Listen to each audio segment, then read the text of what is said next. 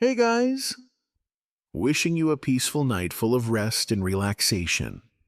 Tonight we travel back to a time when the air was full of smoke. Your neighbors were full of superstition, and your mattress was probably full of straw and tiny biting things. That's right. Welcome to the medieval world. You've just woken up in a cold stone room, and I'm afraid you're going to regret it. The walls are damp, the floor is uneven, and there's a strange smell you can't quite place, part sheep, part mildew, part centuries of unwashed humanity. You reach for your blanket, but it's more burlap than cozy, and it doesn't do much to stop the icy fingers of morning air creeping in from the cracked shutters. If you were expecting sunlight streaming romantically through stained glass, think again. It's more like gloom filtered through decades of soot. There's no alarm clock, just the distant, slightly ominous tolling of a bell from the church tower.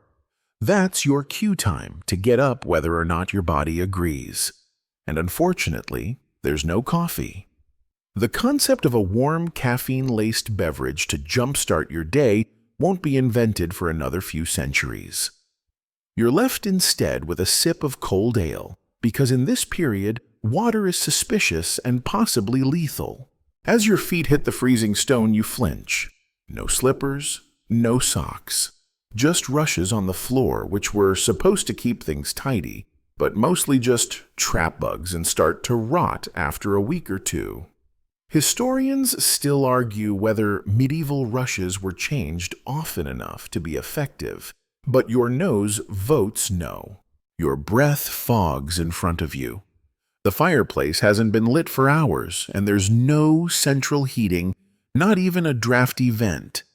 Some people slept beside their animals just for warmth. Tonight, it's just you, and a rough wool blanket that smells faintly of damp sheep. You miss your duvet. Someone's knocking on your door, a servant if you're lucky, a belligerent family member if not. Time to get moving. You sit up slowly, bones protesting, and try to gather your bearings. Medieval timekeeping isn't precise. There's no wristwatch, no smartphone, just bells rung at canonical hours loosely tied to sunrise and sunset. You feel groggy. There's no such thing as a good night's sleep here. Between creaky floorboards, drafty ceilings, and neighbors who consider shouting across the house perfectly acceptable at all hours, you're already starting the day behind. And if you're sharing a bed, which most people do, it gets even worse. Co-sleeping isn't a lifestyle trend. It's just what you do, because mattresses are expensive and real estate is tight. Oh, and about that mattress. It's stuffed with straw. Sometimes feathers if you're upper class, but don't get excited, those feathers haven't been sanitized, and you're probably itching just thinking about them. You scratch your arm. Yup, fleas. Welcome to the Middle Ages. You swing your legs over the side of the bed and stand. Your knees crack. The chamber pot stares back at you accusingly from the corner of the room. There's no indoor plumbing, of course, and if you don't empty it soon, things are going to get even more unpleasant.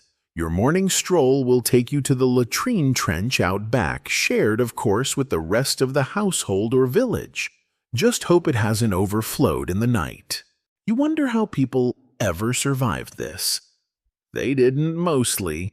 Life expectancy hovered somewhere around 30 to 40, skewed by infant mortality. Even if you made it past childhood, the odds weren't exactly in your favor. A bad cut of fever or one unlucky run-in with a boar could end your medieval journey early. Still, there's something strangely cozy about it all. The flickering firelight, the carved wooden beams, the simplicity of it, no emails, no spam calls, no deadlines. Just the daily challenge of staying alive. You admire their grit for about 5 minutes. Then your teeth start chattering again. And yes, you've probably already broken some unspoken rule by oversleeping. Medieval folks were early risers, partly because there wasn't much else to do after dark, and partly because daylight was precious. Without artificial lighting, everything runs on the sun. You've got to make the most of it before dusk creeps back in with its shadows and night demons. Yes, some people actually believed in those. The room offers no privacy. If you're in a peasant dwelling, it's likely one large space shared by parents, children, livestock, and possibly the next-door neighbor's cousin who's staying for a few months. If you're in a castle or manor, things are marginally better curtains perhaps, but still a constant stream of servants and relatives. You look around for something, anything that might signal comfort. There's a tapestry on the wall, mostly to keep out the cold. The design is weird. You squint. Is that a unicorn jousting a snail? Possibly. Historians still debate the meaning of some medieval motifs. Maybe it made sense back then. Or maybe someone just got bored during embroidery. So here you are, barefoot, shivering, trying to summon the will to move, surrounded by odd smells, cryptic decor, and no coffee. Your medieval morning has only just begun, and already you're pretty sure you wouldn't last another hour. The good news is you're finally up. The bad news, it's time for chores and breakfast, if you can call it that. You shuffle outside, pulling your cloak tighter around your shoulders. It's made of coarse wool and smells like old barn. The air is sharp and your breath clouds out like a little fog machine.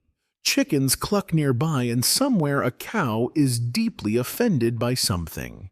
If you're a peasant, which statistically you are, your morning is about to be busy. No me time, no yoga, no quiet podcast over a latte. You've got to feed the animals, tend the fire, sweep out the rushes, and maybe start baking bread all before the sun finishes rising. Your stomach growls. You glance toward the cooking area. A pot hangs over yesterday's embers and something thick bubbles inside. Pottage. Again. It's a mystery mixture of grains, root vegetables, maybe a bit of onion or cabbage, and a whole lot of vague hope. There is no cinnamon sugar, no fresh berries. If you're lucky, someone tossed in a handful of dried peas. If you're really lucky, there's a tiny lump of meat floating in there, possibly pigeon, possibly rat. It's best not to ask. You ladle it out into a wooden bowl. The spoon is also wooden. The table is wood. Everything is wood except the bread, which is dense enough to be used as a medieval doorstop. You gnaw at it cautiously. It tastes like a baking accident and sadness. But hey, at least it's not spoiled yet. Historians still argue whether most peasants had consistent access to nutritious food. Some say local communities were surprisingly self-sufficient. Others point out the long famines, bad harvests, and the occasional plague of locusts. Either way, your stomach doesn't care. It just wants something with seasoning. Meanwhile, if you're from a slightly higher class, say a minor merchant or guild apprentice, you might start your day with something a touch fancier. A bland cheese, maybe a boiled egg, or a slab of cold meat from last night. But don't get excited. No cutlery innovation has arrived to save you. People eat with their fingers and napkins haven't caught on yet. Most folks just wipe their hands on their tunic or, charmingly, the tablecloth. The water you might use to rinse your hands isn't any better. Clean water is rare. Wells are often contaminated rivers, are communal bathtubs and latrines, and rainwater well. If you collect it in time, you might avoid dysentery. So instead of water, you're offered small ale. It's weak, vaguely sour, and brewed mostly for children. Because in the Middle Ages, even toddlers needed a buzz to get through breakfast. A rooster crows.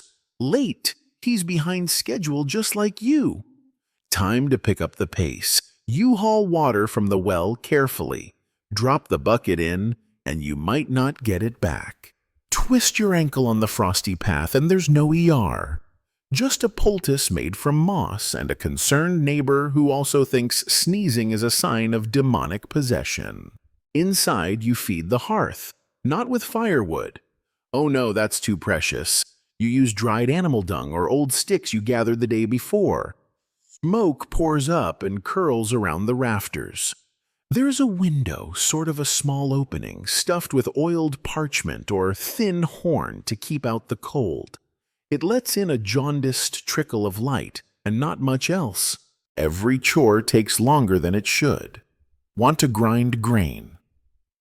Better get that giant hand quern spinning, making cheese. Hope you remembered to curdle the milk yesterday. Want to wash your shirt? Tough luck linen takes forever to dry, and soap is lye-based, meaning your hands will feel like they wrestled a cactus. Still, you can't help but notice something peaceful in the repetition. The clink of the spoon in the bowl. The soft creak of wood as you shift your weight on the bench. A distant goat bleating in a tone that suggests it's just as unimpressed with this life as you are. There's a rhythm to it, simple and hypnotic. Your breakfast is nearly over. You wipe your hands on your tunic because why not, and push away the bowl. It's time to get started on the real labor, the field, the loom, the forge, or the shop, depending on your station. But don't think about that just yet. A child runs past barefoot chasing a chicken that's absolutely done with this nonsense. The air smells faintly of bread and smoke and compost. You try not to think about the compost too much. Even in the cold, the village is alive. A woman dumps slops into a trough. A man curses at a mule that isn't moving.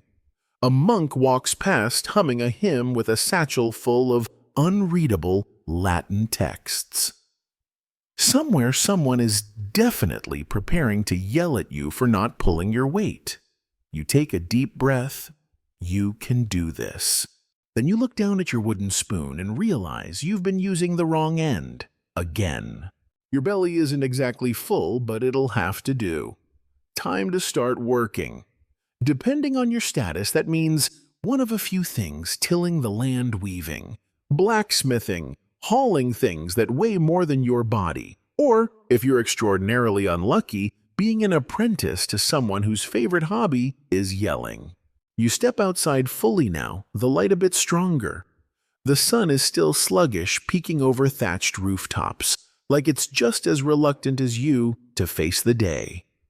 The ground crunches beneath your feet frost again. You trudge down a narrow path lined with lean-to sheds and smoky chimneys. The village is alive with activity, but not in a charming, bustling market square kind of way. More like a who spilled all these chickens everywhere sort of way. You pass a group of women carding wool and gossiping with the speed and efficiency of a medieval news channel. You catch half a sentence about someone's pig being possessed. Another about a bad batch of ale that turned blue. Historians still argue whether such stories were taken seriously or just served as entertainment in a world without TikTok. Either way, you smile quietly. It's oddly comforting to know gossip transcends centuries. You arrive at the fields or the shop or the tiny forge, wherever your designated role in this feudal drama places you. For argument's sake, let's say you're in the fields. Congratulations. You're about to spend the next 10 hours convincing dirt to grow something edible. The plow is wooden and your oxen are moody. The soil is heavy clay and uncooperative. You sigh and start digging. Your hands are cold, your back already hurts, and the wind keeps sneaking down your collar like an impolite ghost. You remind yourself that this is life for 90% of the population, sun-up to sundown, season after season, hoping the harvest is good.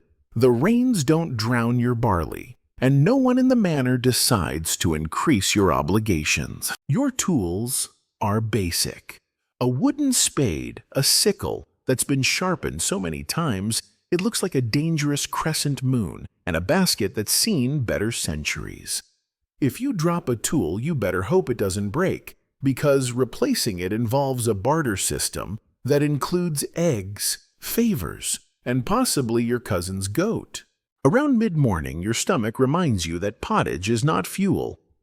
You take a break if your overseer isn't watching and nibble on a crust of leftover bread. It's hard enough to chip a tooth, so you soak it in some lukewarm ale to soften it.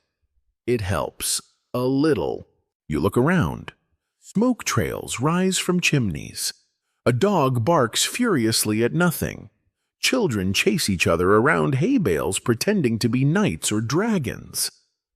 You hear a distant flute, someone practicing maybe, but it's interrupted by a farmer yelling at a donkey, so the ambiance is mixed. The fieldwork drags on. Dig so haul. Your muscles protest every motion, your knees are mud-streaked, and the ox is staring at you like it knows you're not cut out for this. You wipe your brow and push on. There's no rest for the historically under-equipped. At some point you spot a bird perched nearby, something black and glossy. A raven, perhaps. In medieval Europe, birds often carried symbolic meanings. A raven could be an omen or a messenger from the gods, or just a hungry opportunist waiting for you to die so it could peck your eyes. Depends on who you ask. You nod solemnly at it. It nods back. You move on. Your thoughts drift. You remember hearing that in some parts of the world, like medieval Mali, farmers used sophisticated irrigation systems and practiced sustainable agriculture. Meanwhile, you're here with a stick and some hope. It's humbling. By the time noon rolls around, your back feels like it's been stepped on by a very heavy bishop. You trudge back toward home, hunger gnawing again. Your reward. More pottage, maybe a bit of cheese. You savor every bite, even if it tastes like medieval resignation. You collapse onto a stool and glance at your hands. Blisters already forming. Dirt wedged under your nails, like it's planning to settle in for the winter. You stretch your arms, wincing.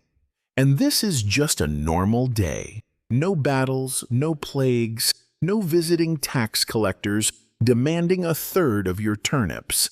Yet. There's no time to nap. After lunch, it's back to work. Maybe mending fences, maybe gathering firewood, maybe helping reinforce the roof with bundles of straw that keep falling apart like medieval IKEA furniture. At one point, a neighbor asks if you can help them chase down a runaway pig. You do. You fail. The pig wins. Still, there's something strangely meditative about all this. The repetition. The simplicity. Your brain stops spinning. The work is hard, but it's tangible. You can see what you've done. You feel connected, exhausted, yes, covered in a variety of filth, absolutely, but alive. Just before sunset, you glance up at the sky. It's turning gold. Smoke curls lazily from the chimneys, and a faint smell of roasted onions hangs in the air. Someone is laughing, a warm, round belly laugh from the direction of the communal oven. It's almost enough to make you forget that your spine now bends like a question mark. You walk home slowly. Every muscle aches. But there's something about that golden light, the sound of the bell for vespers, the sense of community. Even if most of that community is currently yelling about sheep that wraps around you like a blanket. And you think maybe, just maybe, you'll make it to bedtime. The sun is on its way down now, casting long shadows that make the village look oddly theatrical, like a very slow play where everyone forgot their lines and half the props are goats. You're staggering back to your home or hut or corner of a barn, depending on your social status, with the unmistakable walk of someone whose spine has filed an official complaint. Inside the hearth glows faintly. Someone's stoking it with a stick that looks like it was last used to herd something stubborn. The smell of onions is still in the air, stronger now. Maybe someone's making a stew. Your stomach perks up, hopefully. Then you remember you're still on Team Pottage. Forever and always. You settle down near the fire. Warmth seeps into your bones. Your hands are scraped and your legs are sore. But hey, you didn't get dysentery today, so it's technically a win. Evening in a medieval household is a peculiar thing. There's no electricity, of course, so the lighting situation involves candles made from tallow animal fat, and not the pleasant kind or rushlight's reeds dipped in fat and left to burn unevenly, like the worst birthday candles imaginable. They sputter smoke and make everything smell faintly of beef jerky, but they're better than darkness. Barely. The family, or multiple families, if you're all crammed into a single room, gather around the hearth. It's time to relax in the loosest sense of the word. You might chat about the day patch, some clothes, whittle a spoon, or just sit in quiet exhaustion, staring into the fire like it owes you money. Someone starts telling a story. It's the one about the knight who fell asleep in a fairy circle and woke up 100 years later with a beard full of moss. It's clearly fictional, but no one interrupts.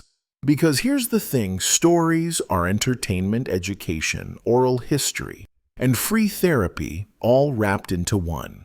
In a world without screens, your imagination is the big-budget blockbuster. You listen, enchanted. Historians still argue whether the oral tradition exaggerated more over time or preserved history with surprising accuracy. The narrator might say if you weren't currently living it sore-footed and blanket-wrapped. Outside, the village settles. You hear low voices, the occasional bleat, and one particularly bold dog trying to start a fight with the moon. Inside, someone is singing, softly, off-key, but sweetly. A lullaby or an old folk song. It doesn't matter. The effect is calming. You peel off your outer layers, which are damp with sweat and dew. No pajamas here, just linen shirts and woolen tunics. Maybe socks if you're lucky. If you're nobility, you might get a feather-stuffed mattress and sheets that haven't been sneezed on by 3 generations. But you sleep on a straw-stuffed sack. It's pokey. It smells like the barn. It may actually be from the barn. Before bed, you say your prayers. It's not just piety, it's insurance. Disease, fire, wolves, and accidents are lurking everywhere. A sneeze could mean the Black Death. A splinter could mean tetanus. You cover your bases. The whole family joins in murmuring Latin phrases half understood, half muttered, wholly routine. Some people believed sleep was dangerous, an invitation for spirits or demons to slip in and mess with your soul.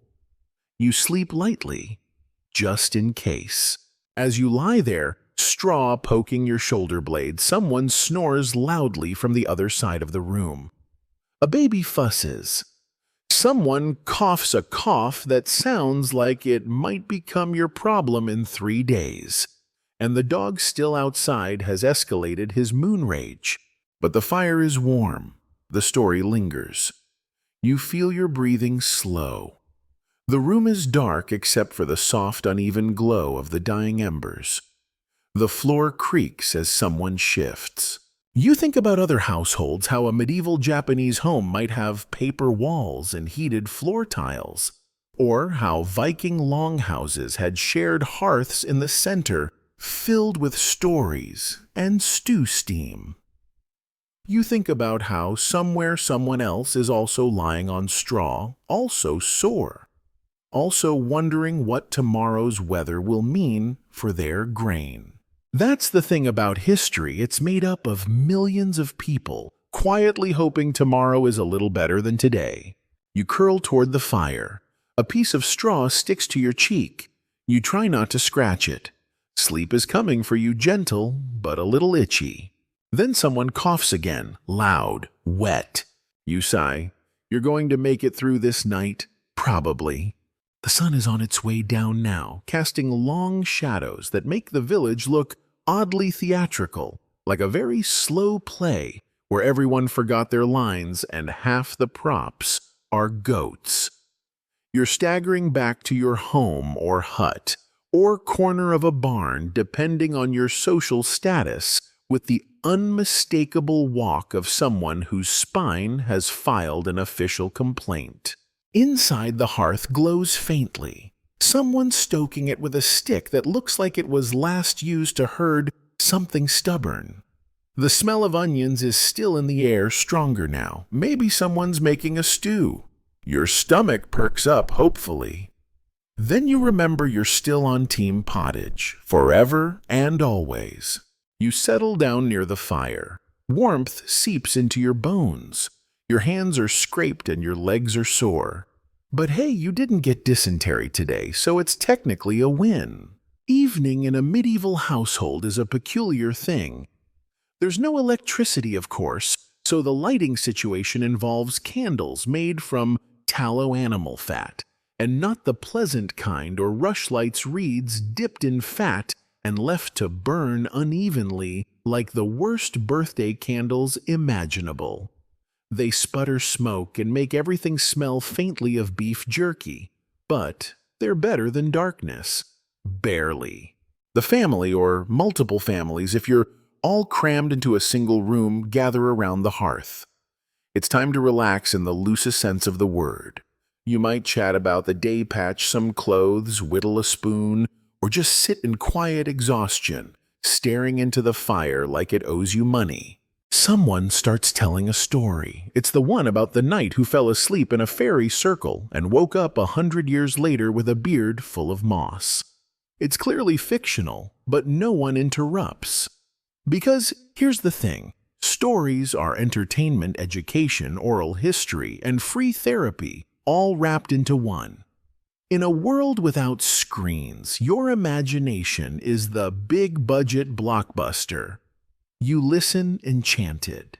Historians still argue whether the oral tradition exaggerated more over time or preserved history with surprising accuracy.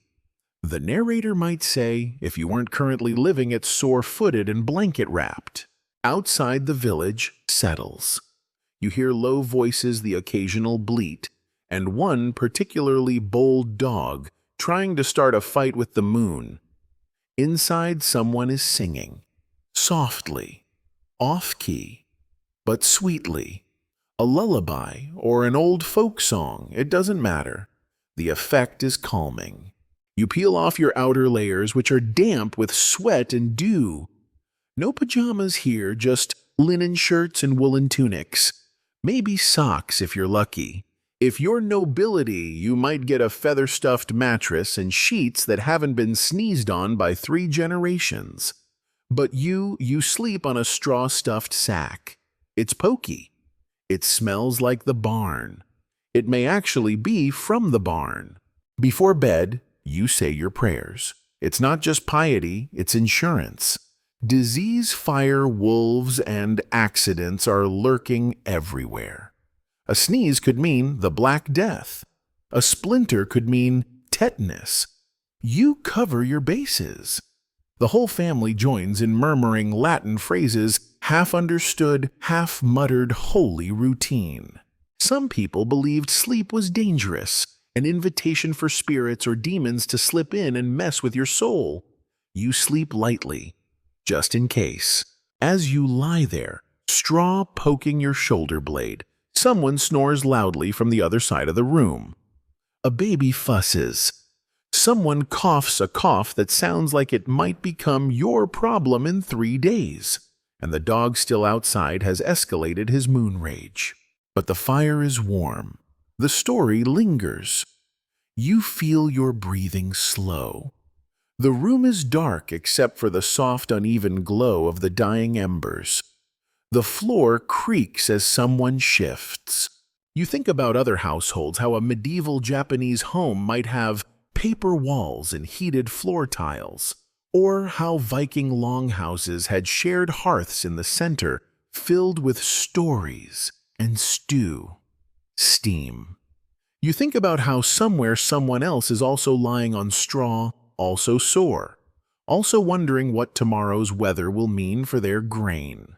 That's the thing about history. It's made up of millions of people quietly hoping tomorrow is a little better than today. You curl toward the fire. A piece of straw sticks to your cheek. You try not to scratch it.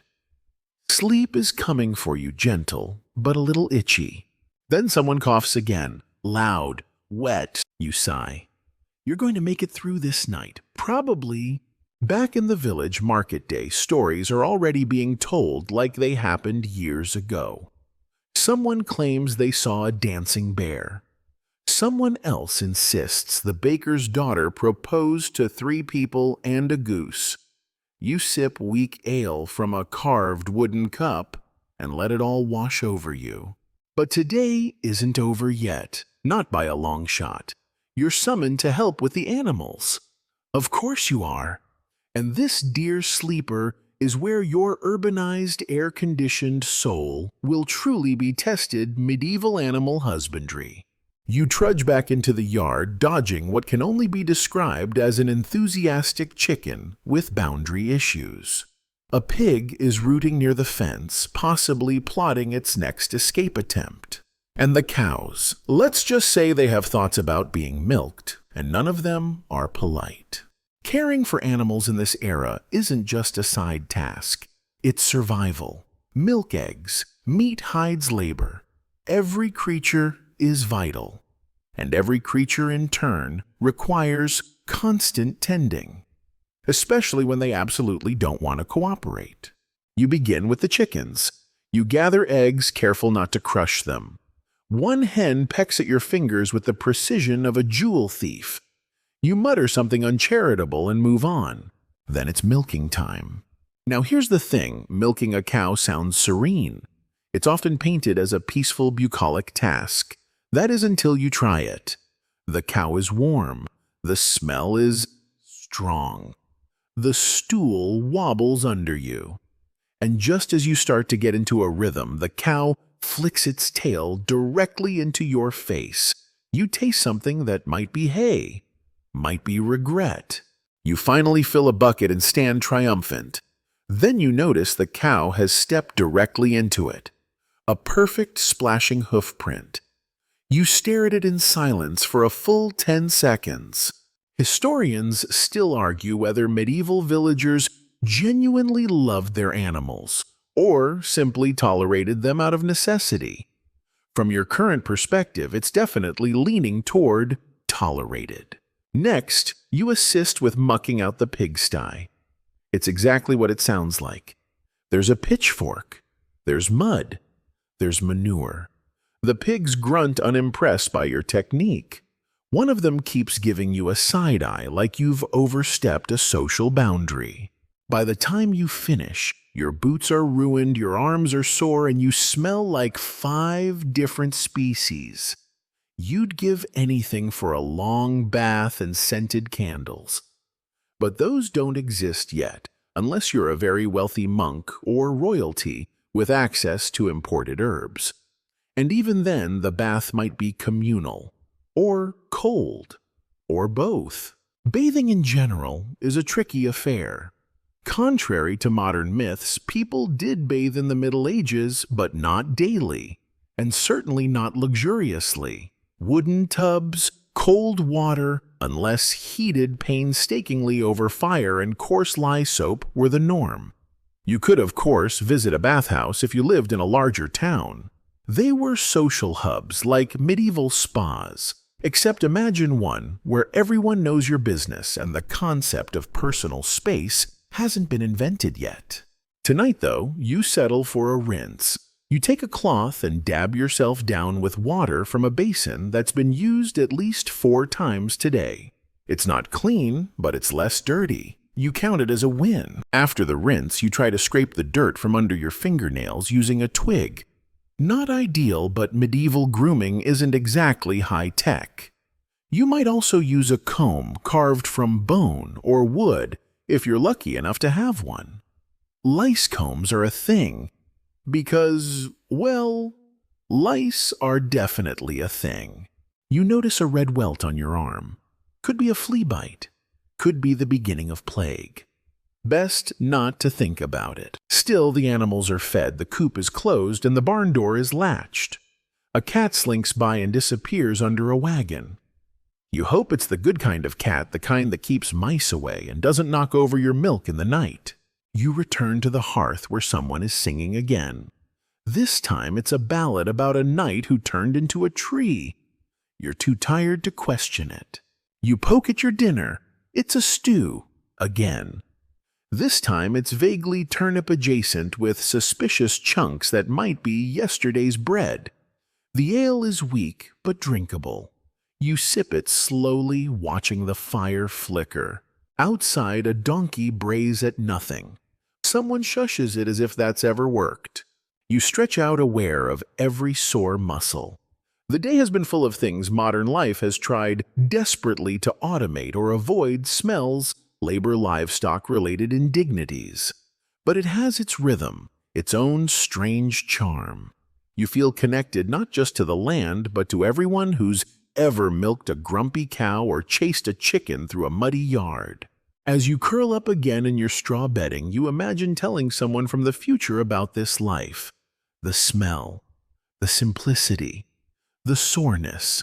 You'd probably warn them to avoid the pigsty, and maybe invent soap a few centuries earlier.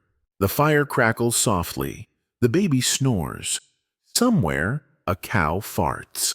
You're asleep before the rooster can even think about tomorrow. Morning again. Rooster again. You're beginning to suspect this particular rooster is part of some ancient revenge plot. Its crow doesn't just wake you, it judges you. You open your eyes, still tired, still straw-coated, and groan in a language older than Latin. Today your task is to assist with something noble and mildly terrifying medicine. Or, more accurately, medieval health practices. You've been summoned to help old Anselm, the village healer, an herbalist, barber, surgeon, and part-time storyteller, depending on the weather. His hut is near the edge of the forest where herbs grow wild and rumors grow wilder. You enter the low, smoky room, ducking under dried herbs that dangle from the rafters. The smell hits you like a botanical avalanche: mint, sage, mugwort, something that might be burnt squirrel. Anselm squints at you. Ah, you're the helper. He hands you a bundle of cloth and gestures at a patient lying on a bench. The man's foot is swollen and purple, pulsing like it's angry about rent. Well, Anselm says, cheerfully, he stood too long in the river, then tried to cure it with ale. We'll apply a poultice of garlic and goose fat. He pauses, and maybe a bit of singing. Couldn't hurt. Historians still argue whether medieval cures were symbolic herbal or simply hopeful. Often, they were all three.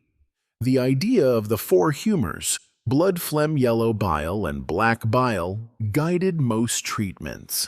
Balance the humors, balance the body. Simple right. You help mash up garlic and smear it generously onto a bandage. The smell could repel armies. Anselm hums a chant while wrapping the foot, then sprinkles something that looks suspiciously like dirt over the top. Earth for grounding, he explains. Also, it's just dirt. When the patient groans, Anselm nods approvingly. That means it's working. Later, you sort herbs into small cloth sacks. Dried yarrow nettle, valerian root. You learn that chamomile soothes the stomach, that wormwood helps digestion and nightmares, and that if someone offers you mandrake, you should ask twice if they're joking. But not all healing is herb-based. Next, Anselm prepares for a bloodletting. The patient, a stoic shepherd with a haircut that suggests sheep were involved, sits quietly as Anselm sharpens his lancet. You're tasked with holding the bowl. The cut is small, but the blood flows freely. You try not to flinch. Anselm is confident, focused, and humming a merry tune. The shepherd looks at you like this is Tuesday, which for him it probably is. You ask, does this help? Anselm shrugs. Sometimes. Other times, the patient dies less confused. You finish the bloodletting and wrap the man's arm. He leaves with a nod and a biscuit. Payment. It turns out is often in food firewood or favors. Currency is unreliable out here. Trust and turnips go further. Midday comes and you join Anselm for a meal of bread and broth. He tells you about his mentor who once cured a toothache by screaming at it. Did it work, you ask? No, he says. But the patient forgot about the tooth for a good hour. You spend the afternoon collecting herbs in the woods. It's peaceful until you trip on a root and fall directly into a patch of nettles. Anselm laughs until he cries. He gives you a salve made of mallow and honey. It helps barely. As you return to the village, you spot a woman using urine divination to predict the weather. She swirls a jar, stares into it, and declares, "Rain before sunrise." You stare into it too, and wonder how anyone sees anything in that. She winks. It's mostly for show. One of the more respected diagnostic tools is uroscopy, examining the color, smell, and texture of urine to determine illness. You pray you're never ill enough for someone to sniff a flask of your pee and declare too much choler. You pass another healer, this one more of a mystic. She's using leeches on a noblewoman's wrist while chanting in a mix of Latin and creative improv. You give the leeches a wide berth. They squirm like they know your blood is soft and city bred. At sunset, Anselm thanks you. You did well, didn't faint once. That's rare. You walk home smelling like garlic sweat and 14th century uncertainty. Your arms itch, your back hurts, but your mind hums with strange knowledge. You now know which mushrooms are friendly, which leaves sting, and which ailments are best left to time and prayer. Dinner is thin gruel, but you barely taste it. Your head is full of poultices, potions, and philosophical questions. Like, was any of that medicine or just theater? Still, people trust Anselm. They believe in the effort. Sometimes, maybe that's enough. You lie down, aching vaguely herbal. You wonder if you've balanced your humors. If not, perhaps tomorrow you'll eat some gooseberries and walk backward around the well, just in case. The rooster crows once prematurely, then stops. You hope that's a bad omen for him. Sleep finds you slowly as the fire dims, and someone outside sings a lullaby with more feeling than pitch. You're still clutching a dried sprig of valerian, just in case. You're up before dawn today, not because of the rooster miraculously silent, but because there's a strange hush in the village, like everyone is holding their breath. Something different is in the air. That something, as it turns out, is politics. Or, as it's known in your sleepy corner of the 14th century, the Lord is visiting. Yes, that Lord. Your local feudal lord who owns not just the land, but pretty much everything that walks, grows, or breathes upon it is arriving for an inspection. Think of it as a surprise landlord visit, but with horses, armed men, and a deep fondness for backbreaking taxes. You're drafted to help prepare the village for his arrival. First, the mud has to be raked. Yes, raked. Into rows. So it looks like organized mud. You try not to question it.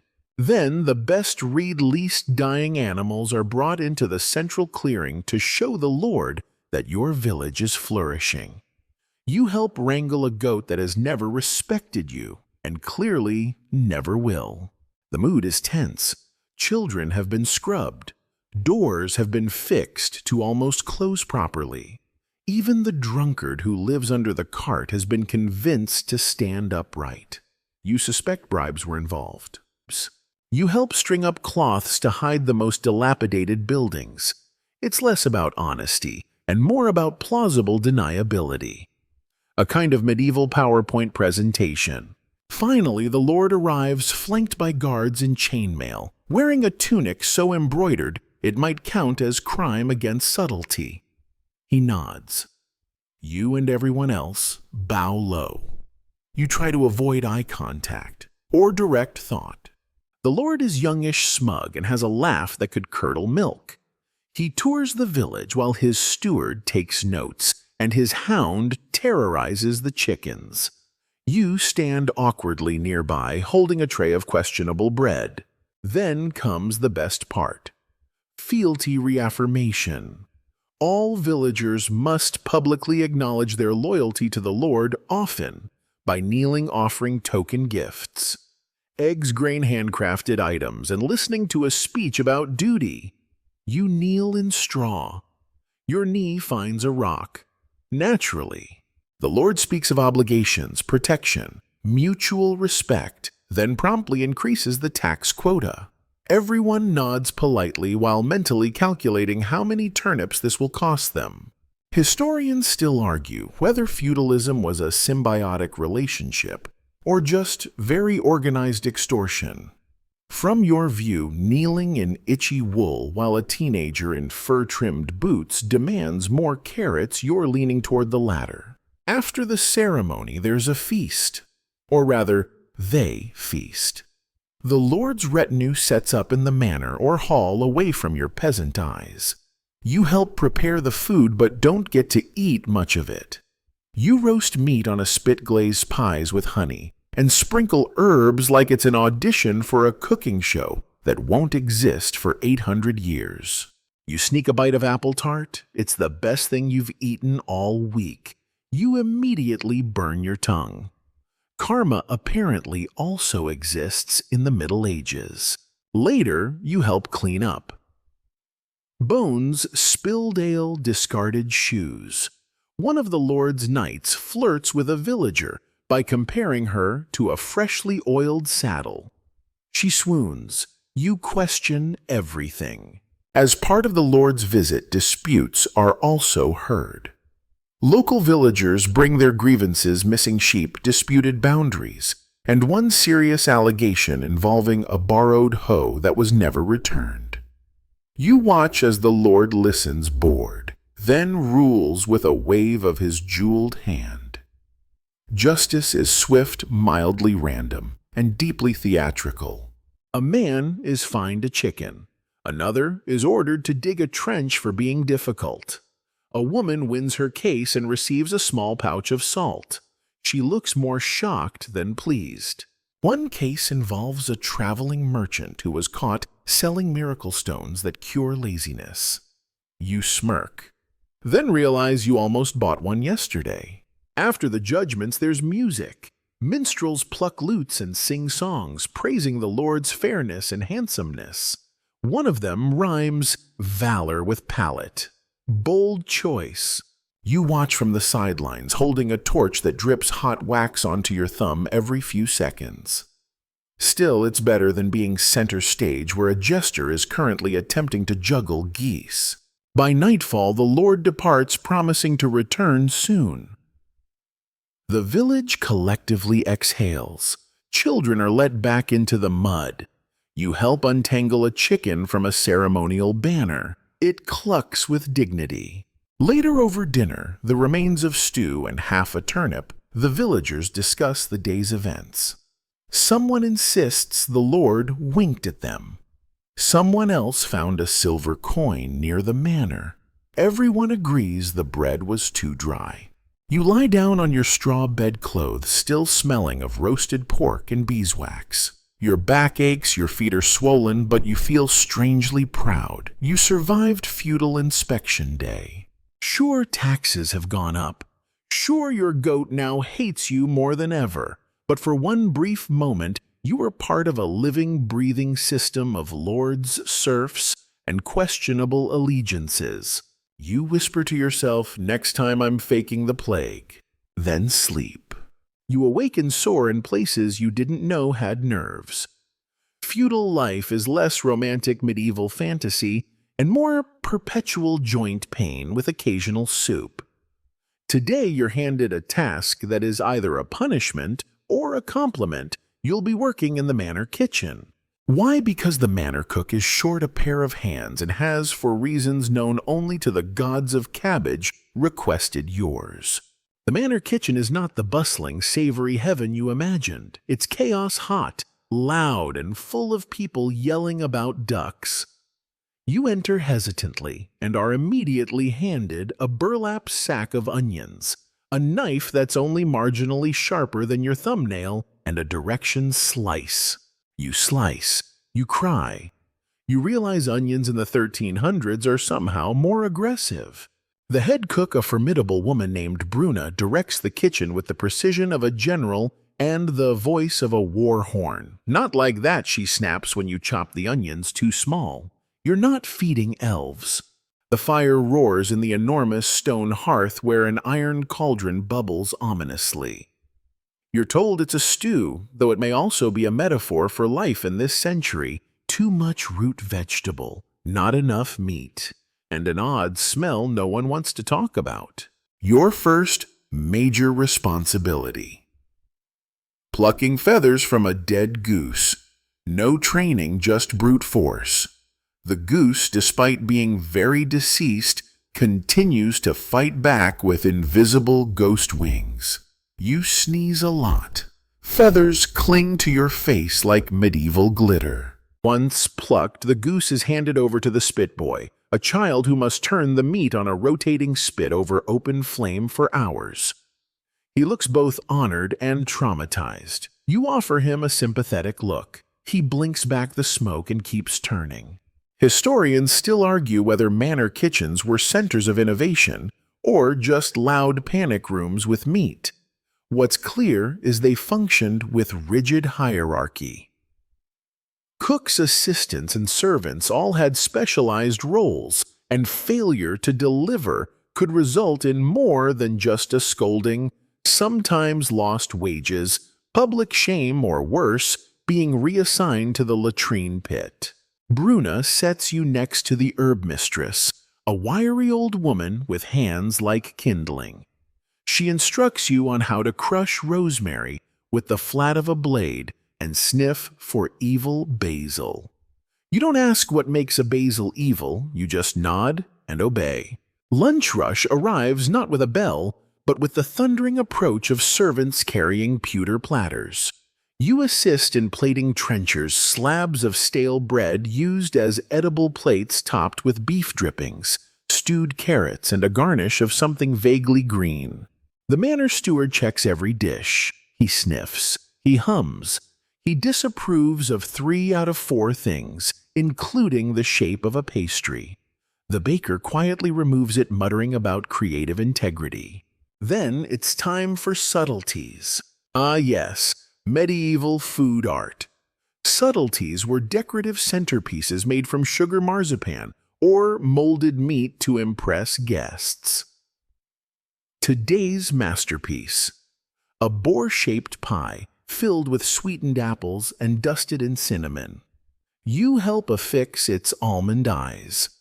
They follow you around the room like they know what you've done. Suddenly, a panic. Someone forgot the custard. Bruna roars your name.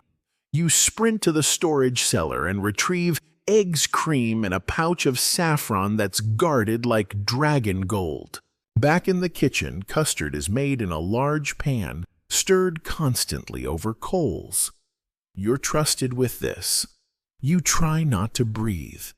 The trick is gentle, steady stirring. The result is thick golden and smells faintly of wealth. Mid-afternoon, you're finally allowed a break.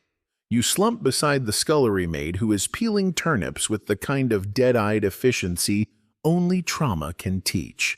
She offers you a bite of honeyed oatcake. You share a look that says, "We've seen things." And there are always things. A boy runs in bleeding from a fishbone mishap. Bruna wipes her hands on her apron and fixes it with twine. Someone else drops a pie. A dog immediately claims it. No one argues. By early evening, it's banquet time. Lords and guests arrive in their finest, discussing taxes horses, and whose cousin was recently accused of sorcery. You're not allowed to serve too new, but you help refill trenchers and mop spills with rags that were probably cleaner last century. The nobility praises the meal. One lady claps at the custard. Bruna beams. You beam too, until you realize she's beaming at the custard. Still, it's a win. Cleanup is long greasy and involves boiling water, angry pots, and your shirt catching briefly on fire. You're fine. By the time you're done, the moon is up, and your knees are giving resignation letters to your thighs. You drag yourself to your straw bed hands smelling like goose herbs and ambition. Your dreams are full of talking pastries and chanting stew pots. But still there's pride. Today you weren't just a peasant, you were a cog in a culinary machine. A very smoky, slightly dangerous machine. As your eyes drift closed, you whisper, "Tomorrow, I peel turnips," and you smile. You start your morning with a distinct sense of dread. Your legs ache from kitchen duty, your back is doing something medieval and vengeful, and your only clean tunic smells like fish and regret. But there's no time to dwell. Today, you're heading to the market.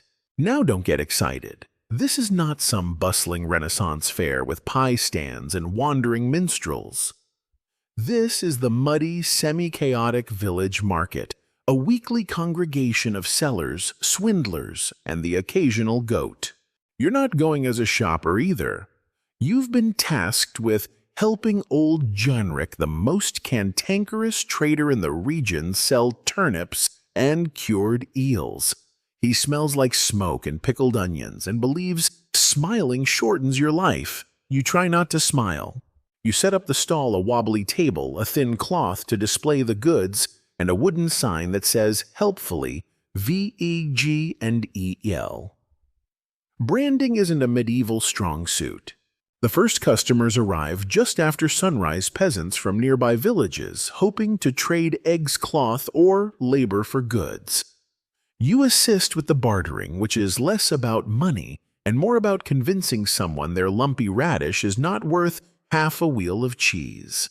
Your first trade is a success, 1 turnip for 2 onions and a mildly offensive poem. Janrik doesn't blink. Fair deal, he mutters. Historians still argue whether medieval markets were effective economic engines or just glorified gossip pits with vegetable side quests. Either way, you're beginning to see the appeal. There's energy here, color. A man juggling apples while reciting psalms. A woman selling what she claims is swan butter. No one asks what that means. A friar wanders past offering pardons in exchange for coins. Janrik throws a bead at him. Already confessed thank you. You laugh, and Janrik glares at you like you just admitted to sorcery. Next to your stall, a blacksmith is loudly proclaiming the virtues of his new chicken-proof boots. A few customers stop to investigate. You offer them eel. They decline. As midday nears, a traveling merchant arrives. He wears a broad hat, carries dozens of trinkets, and insists he has a map to the Roman gold buried just south of here. You and Janrik exchange a look. The merchant winks. You don't buy the map, but you do trade a few turnips for a carved whistle that doesn't work and may be haunted. Every market has its rhythm. Babies cry, chickens escape, someone accuses someone else of stealing a spoon, and the village reeve shows up to collect taxes. Everyone groans, but they pay usually in kind. One man hands over 3 loaves of bread. Another gives a suspiciously heavy sack labeled apples. No one checks. You sneak away for a moment and wander to the fabric stall. The colors dazzle: rich indigo, muddy reds, bright yellows. You imagine what you'd look like in a tunic that didn't itch or cling when wet. The merchant eyes your empty pockets. You sigh and return to eels. One of your better customers is a traveling musician who offers a song in exchange for lunch. Janrik waves him off, but you give him a slice of dried fish. He plays a tune about a lovesick knight and a dishonest frog. You hum it for the rest of the day. There's drama too, of course. A small argument breaks out when 2 women claim ownership of the same goose. The goose remains silent, possibly out of spite. Eventually, the reeve declares it village property and confiscates it. The women fume. The goose is escorted away smug. You sell most of the turnips and half the eels. Janrik is pleased in his usual way by grunting and refusing to acknowledge your existence for a full hour. As the market winds down, carts begin to roll away. One merchant sings a farewell ballad. Someone else sneezes aggressively into a basket of nuts. You help pack up the stall, your hands sore, and your clothes now featuring 3 new eel-related stains. You linger for a moment in the emptying square, watching a child chase a dog around a butter churn. The wind carries the scent of spice mud and possibility. Despite the blisters, the haggling, and the suspiciously flirty blacksmith, you feel something close to contentment. Back home, you split a loaf of barley bread with your neighbors and recount the day's events. They laugh at the cursed whistle. Someone tries it. Nothing happens. Yet. Later, as you settle onto your straw mat, you think about the market, the noise, the smells, the swirl of people and promises. It was chaotic, yes, but it was also alive. A kind of messy, muddy freedom. Your last thought before drifting off tomorrow: I'm definitely keeping the whistle. You do not hear the faint sound it makes on its own. You wake with your fingers still curled around the carved whistle from yesterday's market, wooden, lumpy, and eerily warm. You place it beside your bed with some suspicion and trudge outside expecting another day of eel sales or onion slicing. But no, today your village is hosting a traveling healer, which means impromptu medical fair. The moment you step into the village square, you're hit with the scent of vinegar rosemary and something like burnt shoe leather. The healer, a wiry man with 14 pouches and 5 visible stains on his robe, is already surrounded by eager locals. He claims to have a cure for all things but heartbreak. You're not sure if that's charming or alarming. You're asked to help manage the crowd, mostly by keeping the children from licking the leeches. The healer's cart is a thing of wonder jars of preserved frogs, bundles of dried herbs, a suspiciously clean skull labeled for balancing humors, and what looks like a taxidermy mole wearing a hat. He insists it wards off nightmares. Your first job: grinding dried wormwood for a tonic meant to treat stomach cramps. It smells like despair and moss. You stir it with a wooden pestle until it's reduced to something that might be tea or poison. The healer starts examining villagers. His techniques range from gently pressing foreheads and checking pulses to yelling "Begone phlegm" into someone's belly. It's a real mix of art and improv theater. He prescribes one-man crushed nettle and honey to realign his spleen. For a coughing woman, he recommends boiled beetroot and 5 deep breaths. A child with a rash is smeared with goose fat and calendula. It all feels bizarre, yet oddly soothing. Historians still argue whether these medieval healers were quacks, sincere herbalists, or something in between. Some were trained in monasteries. Others simply learned from their mothers. Remedies varied wildly, some based in ancient texts, others on moon phases and dreams. You're sent to fetch yarrow leaves. You find them after wading through a thorny patch that also wades through you. Scratched but victorious, you return to the cart and earn a pat on the back, followed by a quick dab of ointment for your wounds. Midday brings the most exciting case: a boy with an infected foot. The healer announces he will perform a minor surgical intervention. The crowd gasps. You try to hide behind a sheep. Out comes a blade that was Until moments ago, a letter opener. It's heated over coals and dunked in wine sanitary by medieval standards. The boy winces but stays brave as the healer lances the wound and applies a salve made of onion lard and mystery powder. You nearly faint. The boy gets a cookie. You help prepare a poultice of chamomile and marigold. The healer claims it helps with headaches and bad dreams. You wonder if it works on the kind of dreams where you're back in the kitchen with Bruna being chased by an angry custard. Someone brings an injured goose, again with the geese. The healer bandages its wing, gives it a stern lecture, and hands the owner a bag of cornmeal infused with calm. You aren't sure the goose appreciates the sentiment. Later, the healer conducts a demonstration of bloodletting. You're not a fan. He explains the importance of balancing humors: blood phlegm, black bile, and yellow bile. Too much blood leads to hot temper and nosebleeds, he announces. Too little, you'll dream of frogs. No one questions him. To prove his point, he lightly nicks a volunteer's arm and collects a few drops. The man promptly faints. The healer claps. Success. You offer water, pat the man's cheek, and decide to keep your own humors unbalanced. Thank you very much. As the sun lowers, the healer begins crafting talismans, bits of wood cloth and herbs tied together with Latin blessings. Villagers line up for them. One is shaped like a snail. Another jingles when shaken. You receive one for your wound resilience and another for emotional digestion. You wear both, just in case. The healer packs his wares, pockets a pouch of coin and turnips, and thanks the village.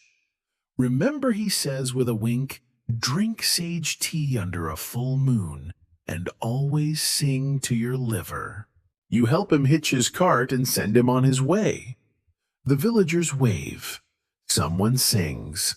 The children try once more to lick the leeches. You sigh. That night you sit by the fire, rubbing calendula balm into your scratched arms, and wondering whether you've grown wiser or simply more aromatic. You smell like a salad bar, a magical one. As you drift off to sleep, your final thought is this: I really hope the goose is okay. Morning brings a thick mist and a strange new noise, clanging. Lots of clanging. It echoes through the village like someone angrily arguing with a cooking pot. You peek outside and see the blacksmith's forge is already alive with fire and motion. You've been volunteered red, dragged into assisting at the smithy today. Apparently the healer thought it would be good for your bile balance. You suspect revenge. The forge is a place of heat, smoke, and perpetual ringing. Everything smells like iron sweat and burning ambition.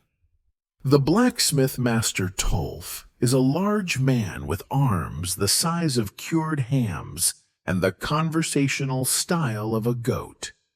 Gruff, direct, and occasionally prone to singing about anvils. He slaps a leather apron on you and points to the bellows. Pump. So you pump, repeatedly, until your arms feel like porridge and your lungs begin filing workplace complaints.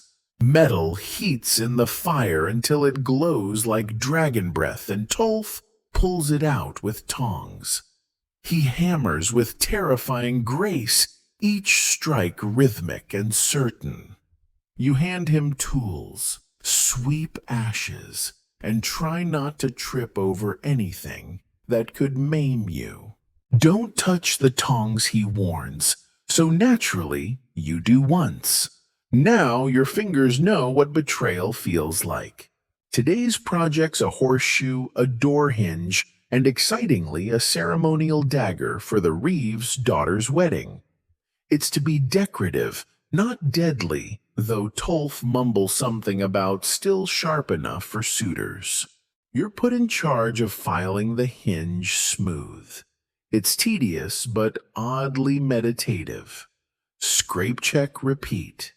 You fall into a rhythm, and for a moment the world consists of nothing but steel sparks and the smell of toasted hair. Historians still argue whether medieval blacksmiths were mere tradesmen or essential community engineers. In truth, they were both crafting tools, weapons, horseshoes, and the occasional iron love token. Yes, that was a thing. Some even doubled as dentists. You hope Tolf does not. Lunch is bread and onion jam eaten on a crate next to a stack of half-made plow blades. Tolf offers you something from a flask. You politely decline, mostly because it smells like fermented bees. After lunch, you try your hand at light hammering. Tolf guides you gently at first. Then, with more confidence, you manage to shape a small hook. It's uneven, crooked, and resembles a sad question mark. He pats your shoulder. Still better than my apprentice's. Wait, you ask? You have an apprentice? Patty mutters. Ran off with a cheese merchant. Don't ask. The dagger is nearly finished. You polish the blade until your reflection looks mildly confused but acceptably shiny. Tolf carves a simple pattern into the hilt, leaves twining around a crescent moon. It's beautiful in a rugged, vaguely dangerous way. In the corner, a boy arrives with a broken kettle. Tolf repairs it while simultaneously finishing a horseshoe and humming an off-key hymn about Saint Eligius, patron saint of metalworkers. You join in on the chorus even though you're not entirely sure of the words. Something about anvils and miracles. The forge quiets as dusk approaches. You help sweep the floor, organize tools, and set aside scraps of iron for melting tomorrow. You're covered in soot, sweat, and some substance that might be molasses or just forge mystery goo. Outside, the village glows with sunset. You carry your sad question mark hook home with pride. Neighbors admire it. One child asks if it's for catching ghosts. You nod solemnly. Only the small ones.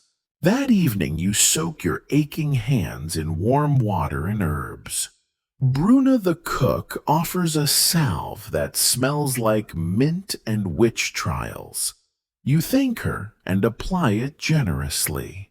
Your dreams that night are filled with ringing metal flaming horseshoes and a cheese merchant riding a blacksmith apprentice into the sunset. When you wake, the hook is by your bedside, perfectly bent and absolutely useless. You love it. The day begins not with a rooster's crow, but with a trumpet blast. You bolt upright, convinced the Normans have returned, or a theatrical goose has declared itself king. But no, it's tournament day. The local lord is hosting a grand event just outside the village, complete with jousting pageantry and poorly thought-out snacks. You're not a knight, obviously. You're not even a squire. But today, you're a ground steward, which sounds glamorous until you realize it mostly involves cleaning up horse droppings and pointing lost noblemen toward the tent with the pies. You make your way to the tilting field. Banners flutter, horses snort. Men in armor glint aggressively in the sun. One noble is already arguing with his squire about the angle of his feather plume. Another is trying to mount a horse with all the grace of a potato in chainmail. Your assigned post is near the list rails, the wooden divider separating the charging knights. You're given a flag to wave when the course is clear, and a whistle to blow if someone gets accidentally skewered. You practice both. The first match begins two armored titans thundering toward each other on war horses the size of nightmares. They clash, splinters fly, and someone definitely loses a tooth. The crowd cheers. You duck. Between rounds, you're sent to fetch water for the knights and wine for their attendants.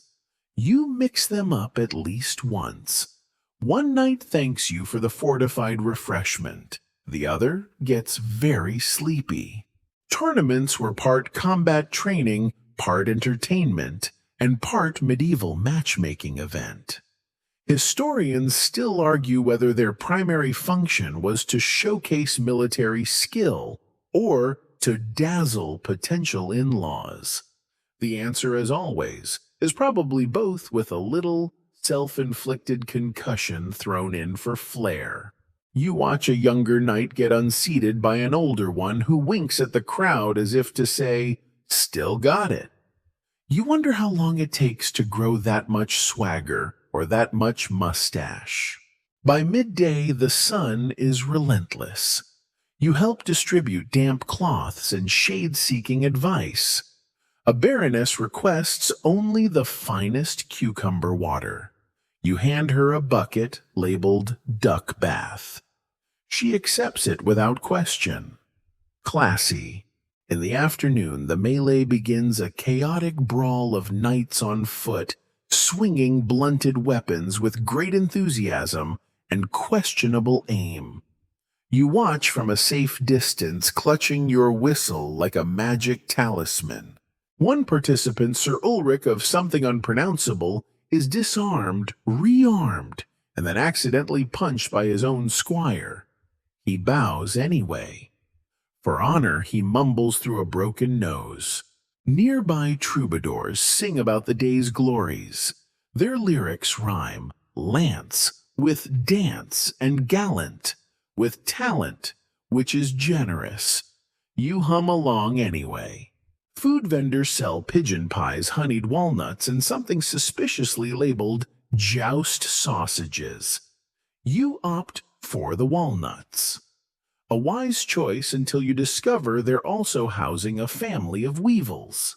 As the sun begins to dip, the final match approaches, the Lord's champion versus a mysterious knight in black armor.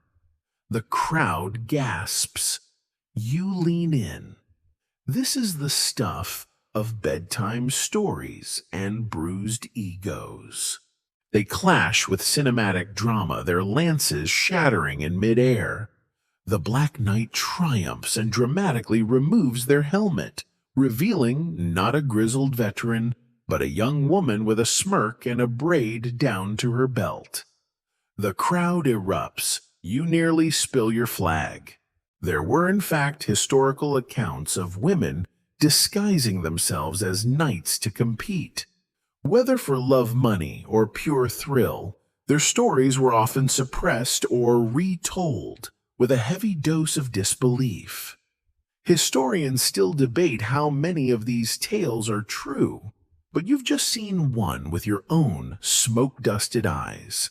You help pack up the field, collecting wayward pieces of armor, torn banners, and a single lost spur.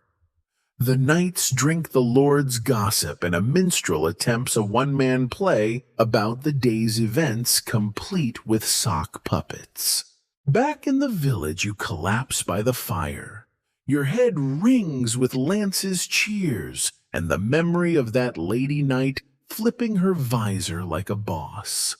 You wonder if she'll come back next year.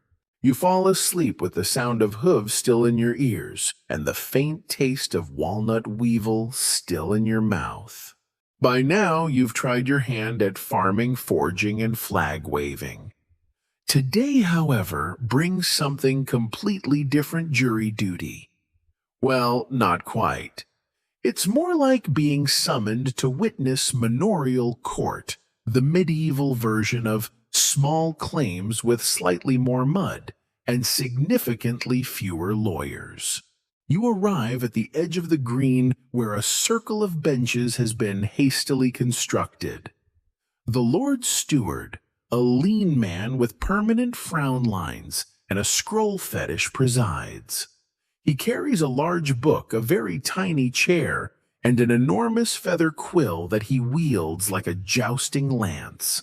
Today's disputes, grazing rights, a missing goose, and whether or not a man named Wymond is allowed to collect firewood from someone else's dead hedge. You're here as part of the 12 good villagers selected to observe, murmur, and occasionally nod sagely. You do your best impression of someone with deep, legally significant thoughts. In truth, you're just wondering if this counts as a day off. First up, Mistress Ellen versus Old Bartram regarding one loudly stolen piglet. The piglet, as it turns out, is present as Exhibit A, wrapped in a blanket and periodically squealing its own legal opinion. Ellen insists the piglet wandered into her yard and chose its new mother.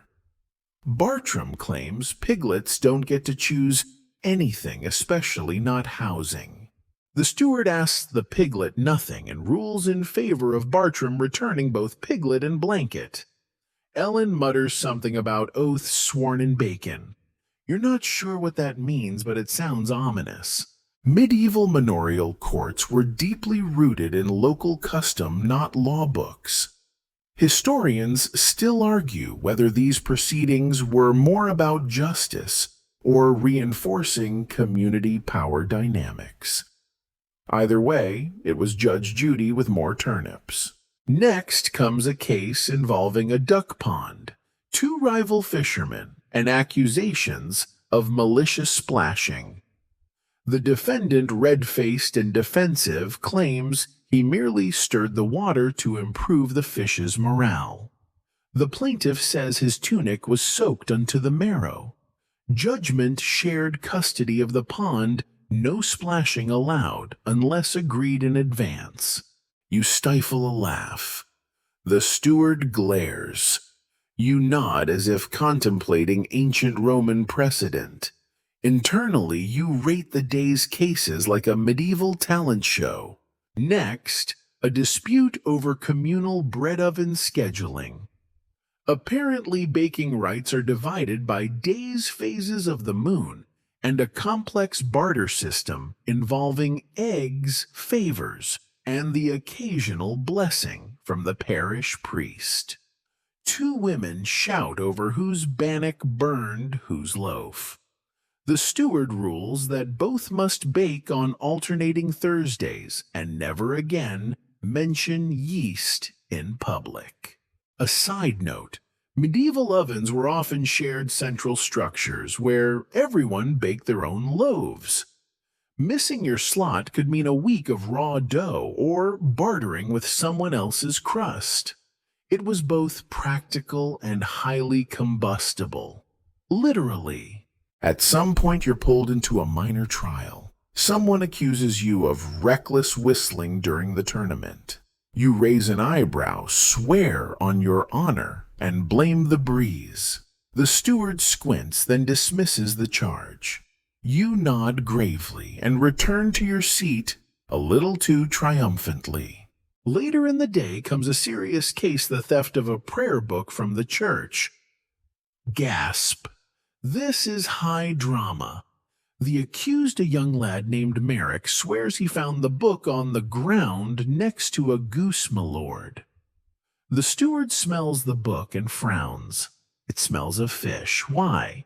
Merrick has no answer. The book is returned. The lad is fined, and the goose is declared innocent. These courts, with all their oddities, actually served as the social glue of the manor. People settled disputes, yes, but also came to gossip, flirt, or just feel seen. Justice was often improvised, influenced by personality politics, or who had brought snacks for the steward. Your final case of the day, someone wants permission to construct a new privy facing west for spiritual alignment. The steward denies the request, citing wind direction and local superstition. A compromise is reached: build the privy but add lavender and a carving of St. Cuthbert to ward off accidents. With the court wrapped, you head home, your head full of piglets, pawn drama, and deeply spiritual outhouses. You pass Mistress Ellen, who nods curtly. The piglet is once again in her arms. You don't ask questions. Back at the cottage, someone has left a loaf of bread by your door. You suspect it's a thank you for keeping the peace, or possibly a bribe for next week's trials. You accept it, tear off a piece, and whisper to the stars. All rise.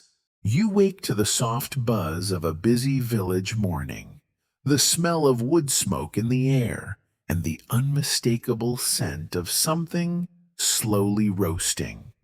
It's market day.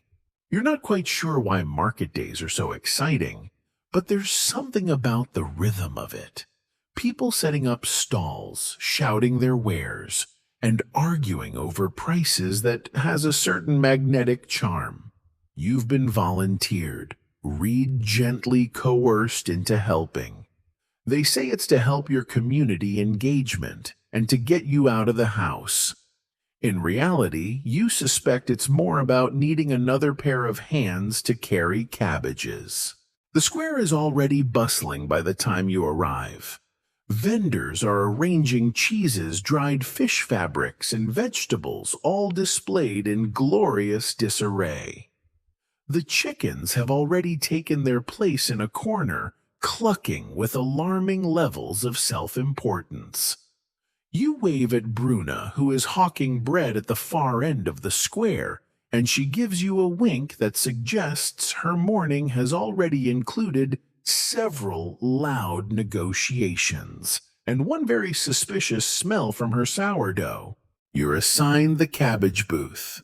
You don't know much about cabbages, but you can carry them with enthusiasm and smile in a vaguely convincing way. Cabbage sellers are an odd breed, you learn. There are the quiet ones who keep their heads down and only nod when someone asks how much, and then there's old Nella, who treats her cabbage as if it were a child. She proudly extols the virtues of her greens, calling them fit for kings and blessed by the village's finest compost. You politely agree and marvel at how much passion can be packed into a vegetable. In the middle of the chaos, an old woman approaches with a basket full of brightly colored ribbons. She insists on trading a bundle for some cabbage, claiming her ribbons are the finest in the land. You laugh awkwardly and hand her a few heads of cabbage, suspecting that these ribbons might in fact be a significant form of local currency. But no, she leaves with your cabbage and you with ribbons, no questions asked.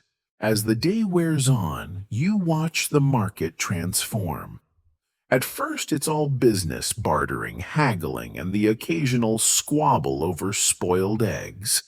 But as the sun dips lower, the mood shifts. The children gather to play, chasing each other through the stalls. The scent of roasting meats grows stronger, and someone starts singing an old ballad that everyone joins in on, whether they know the words or not. You sit with a flagon of cider, locally brewed of course, feeling oddly content with the day's bustle. You observe the villagers trading everything from wool to gossip, always trying to get the best deal. Historians still argue about the origins of medieval market days. Were they purely for trade, or did they function as something closer to town festivals, social events where alliances were formed, rumors were spread, and the occasional forbidden romance was kindled? The answer is likely both. Nearby, two young women are haggling over a beautiful embroidered tunic. One claims it's worth a week's wages, and the other insists it's not worth the curse of an old witch. You grin knowing full well that the tunic probably belonged to someone's grandmother and was never worth more than a good night's sleep and a few chickens. By the time the market winds down, you've traded your ribbons for a jar of pickles, a loaf of bread, and a rather intriguing piece of smoked fish. You may not know much about the economics of medieval marketplaces, but you now know exactly how to navigate a cabbage trade and how to walk away with at least one thing you didn't expect. On your way home, you pass the village square one last time. It's quiet now, save for a few lingering stragglers who are either too stubborn or too tipsy to call it a day. The stalls are coming down, the chickens are being carted off, and the last of the cider is being poured into a thirsty stomach. You smile content with the day's simple triumphs. It turns out, even in a time without smartphones, shopping carts, or self-checkout lines, the village market still offers something timeless, a place to exchange goods, share stories, and maybe become a little wiser, if only about the value of cabbage. As you drift to sleep that night, the only sound is the faint echo of market chatter and the promise of next week's barter. You're already planning your next purchase, more ribbons perhaps. It's a crisp morning, and once again, you're not entirely sure what's expected of you.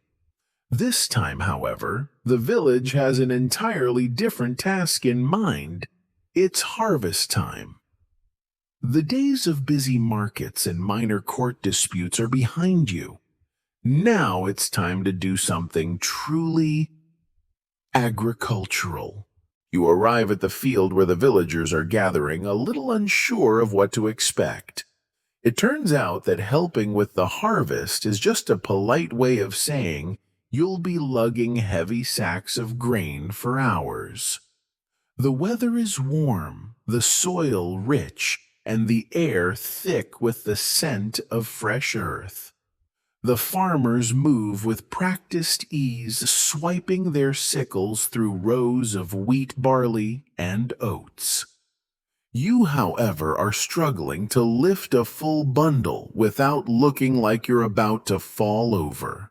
The scene before you is something straight out of a pastoral poem. The rhythmic sound of scythes cutting through the grain, the birds flying overhead, and the occasional laugh from someone who has clearly mastered this ancient art. But no matter how hard you try, you find yourself at a distinct disadvantage. You've never harvested a thing in your life. The weathered farmer next to you, old Jarek, offers a brief lesson. Cut low, don't hack. Let the stalk fall naturally. You nod sagely, pretending you understand, and promptly hack a stalk at shoulder height. He raises an eyebrow but says nothing, possibly because he knows it's hopeless. But then something unexpected happens. You start getting the hang of it. The rhythm of the field becomes calming, almost hypnotic. The heavy air seems to settle around you, and suddenly you find that your work is less about effort and more about the sensation of being part of something much older than you. These fields have seen hundreds of harvests, and they will see hundreds more. Your tiny contribution feels almost spiritual. While you labor, a young boy runs past offering fresh water in a wooden cup. You take it feeling grateful for the pause and watch as he disappears into the rows, no doubt running an errand that would have been a 3-day journey in older times. You smile, feeling oddly connected to the past, knowing that this village, like so many before it, has sustained itself for centuries on the same simple rituals. Historians still debate how long agriculture has been practiced in this way, whether it was always as communal as it is here, or whether it evolved into something more hierarchical over time. But today, as you work side by side with villagers of all ages, it feels like a tradition handed down from father to son, mother to daughter, and now to you. It's simple, but it's profound. You're part of the land, and in that moment, the land is part of you. By midday, the air grows heavier with the heat, and the work slows down. The farmer beside you takes a break to wipe the sweat from his brow. You, on the other hand, are starting to develop an understanding of why everyone seems so perpetually exhausted by harvest time. Your hands are sore, your legs ache, and you're not sure how much longer you can keep at it. Old Jarek chuckles, noticing your growing fatigue. Don't worry, the harvest will keep. It always does. But your back won't. Don't push it. He hands you a bundle of grain and gestures toward a nearby cart. Take this up to the granary and get yourself something cool to drink. It's a long day. You take the bundle with gratitude, feeling more than a little like you've earned the break. The granary is on the edge of the village, a large stone building where the harvested grain is stored to dry. You've seen it before, but now it's time to visit it in a whole new way. Inside, the cool stone offers a welcome contrast to the heat of the fields. The air is thick with the smell of freshly harvested grain. You set your bundle down in one corner and find a quiet spot to sit, taking a deep breath and allowing yourself a moment of rest. As you sit there reflecting on the day, you realize just how much you've learned. The physical labor may have been exhausting, but it also gave you a glimpse into a world where survival depended on the land, and every season's harvest was both a victory and a gamble. The granary, like the field, has stood for generations. The villagers' connection to it is ancient, almost sacred. It's where food is stored for the winter, where bread is born, and where the cycles of nature are held in check by human hands. The farmers talk about their harvests not as work, but as part of their very identity. They are the land, and the land is them. As the day draws to a close, you feel your muscles aching, your stomach rumbling, and your mind strangely at peace. The harvest may be hard, but it's also humbling. You're part of something eternal, a cycle of planting, growing, and reaping that has been happening for millennia. You stand up, stretch, and head back toward the village. There's a meal waiting, probably something simple like stew or fresh bread. But after a day like today, it will feel like a feast. With the sun dipping below the horizon, you feel a deep sense of satisfaction. You helped harvest the crops today, not just with your hands, but with your heart. The day after the harvest is one of rest, or, as you quickly discover, one of meticulous maintenance. The village wakes slowly, having worked the fields until late into the evening. Your muscles ache from the previous day's labor, and there's a subtle yet unmistakable soreness in places you didn't know you had. You've earned a break, but you don't get one. Instead, you're greeted by a chorus of concerned villagers, all reminding you of the same thing. There's a lot to do in between harvests to ensure that next year's yield is just as bountiful. You've been enlisted in the care of tools, the fixing of fences, and the maintenance of the village's one and only windmill. Because if you don't maintain these things now, there will be no grain, no bread, and no harvest next season. You decide to start with something manageable, fixing the tools. The blacksmith's workshop is humming with the sound of the hammer against anvil as the smith makes small repairs to sickles and spades. A large fire burns in the center, the air thick with the scent of hot metal and smoke. The smell is strangely comforting, like something fundamental in this world is still working even if you're not entirely sure how.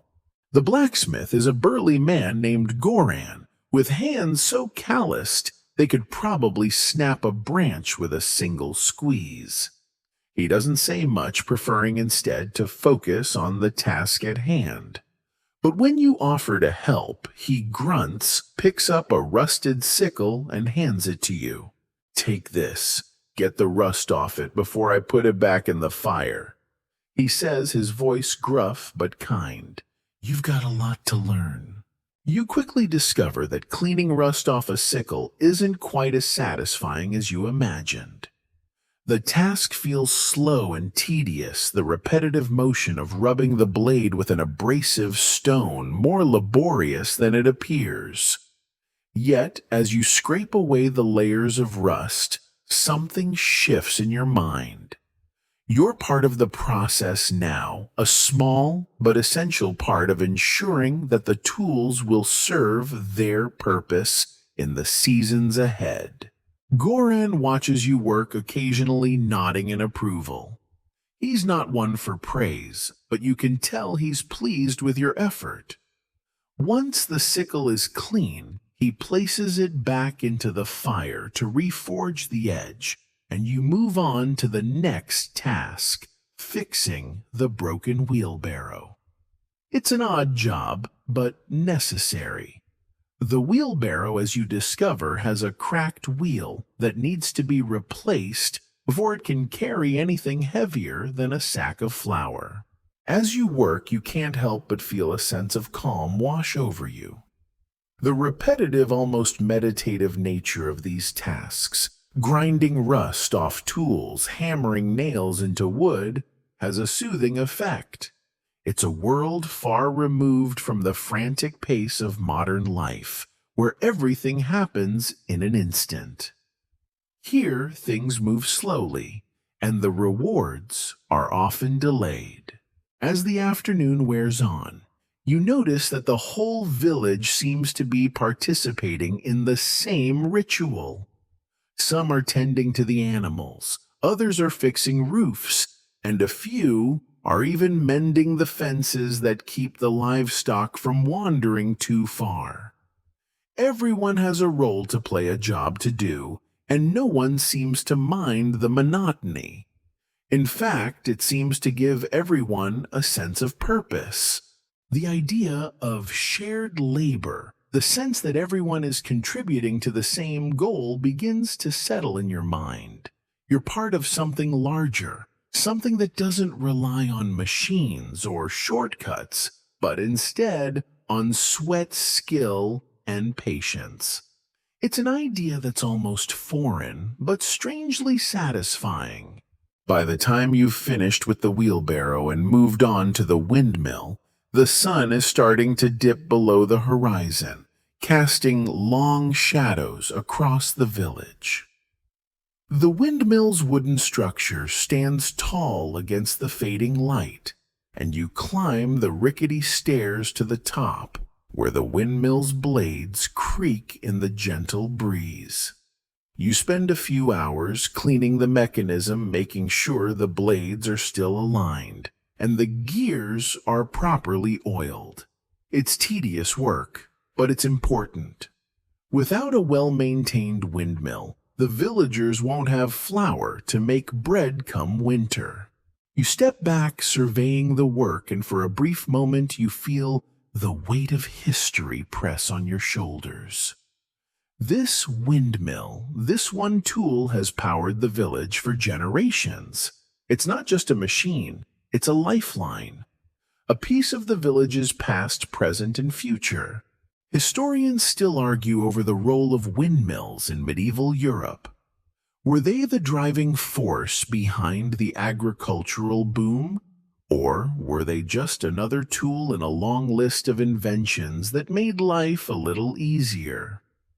Either way, standing on top of this windmill, you feel the connection to the past, to the hundreds of villagers who have maintained this very structure for hundreds of years. As the evening sets in, you return to the village square, your hands sore and your mind tired but content. The work was hard, but it was meaningful. The village is quiet now, the sounds of the day fading into the soft rustling of leaves in the wind. You sit down for a simple meal, stew bread and cheese, and as you eat you feel a quiet satisfaction that can only come from a day well spent.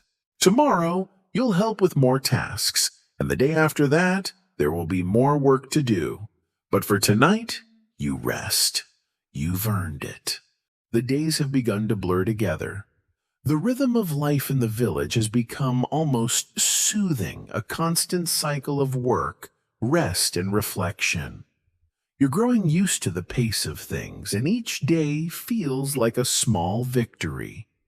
But as much as you've become part of this world, there's still one thing that remains ever elusive: the village's customs.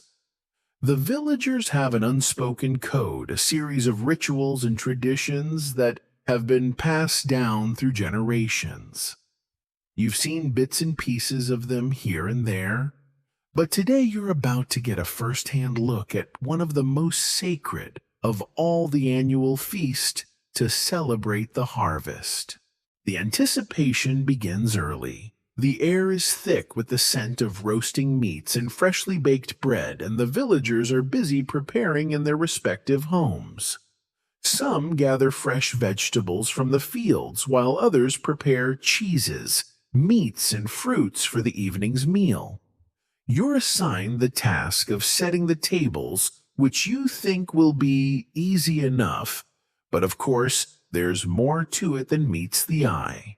You're told to use the finest tablecloths, the ones that are kept carefully folded and hidden away for just such occasions. The chairs are brought out, dusted off, and arranged in a circle, and the long wooden tables are set with fine pewter plates and goblets. The candles are lit, casting a warm glow over the village square. You step back and look at the scene. It's almost magical. You can feel the weight of tradition pressing down, as though this feast has been held for centuries, each one just like the last. There's a sacredness to it all, an unspoken reverence for the food, for the land, and for the people who have toiled to make this moment possible. As evening falls, the village comes to life. People emerge from their homes dressed in their finest garments, simple yet beautiful in their own right. You're handed a small cup of mead by one of the older women in the village, and you raise it to your lips. The taste is surprisingly smooth with just a hint of sweetness, and you can feel the warmth spreading through your body as you take the first sip. It's a small but meaningful gesture, and you realize that you've officially become part of this community. The feast begins with a prayer spoken in a soft, rhythmic tone that you can't quite understand but feel in your bones. The words are ancient, their meaning lost to time, but they're still spoken with reverence. And when the first course is brought out, a hearty stew of meats and vegetables, you feel your stomach growl in anticipation. The food is simple but rich, each bite a testament to the land and the hard work that has gone into growing it. As the meal continues, you notice the sense of camaraderie that fills the air. The laughter, the shared stories, the clinking of mugs, it's all part of the ritual, part of the bond that holds the village together. No one speaks of the hardships of the year, the dangers that still lie ahead. Instead, they focus on the present, on the food in front of them, and on the people beside them. There's a quiet joy in this simplicity, a sense of peace that you haven't experienced in your previous life. Here, it's not about the grandiose or the flashy. It's about survival, about community, about the quiet but profound satisfaction of a job well done. You start to understand why this feast is so important. It's not just about the food or the drink. It's a celebration of everything the village has endured throughout the year. It's a chance to honor the land, the animals, the seasons, and the people.